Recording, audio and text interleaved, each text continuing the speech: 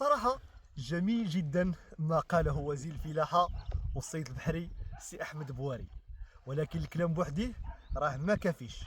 خاص هادشي اللي قالو سيد الوزير وهاد الوعود اللي تعطات تحول لأرض الواقع وما تبقاش مجرد حبر على ورق، حيث الكساب اليوم ما محتاجش غير هضرة، بل محتاج إجراءات واضحة وميدانية، مراقبة السوق وضرب السماسرة اللي كيغليو في الأثمنة، وتنظيم الأسعار بما يحمل الفلاح والمواطن على حد سواء. حنا مع أي خطوة كتصب في صالح الفلاح والكساب طبعا، ومع أي قرار كيحمي القدرة الشرائية ديال المواطن، ولكن الفيصل هو التطبيق.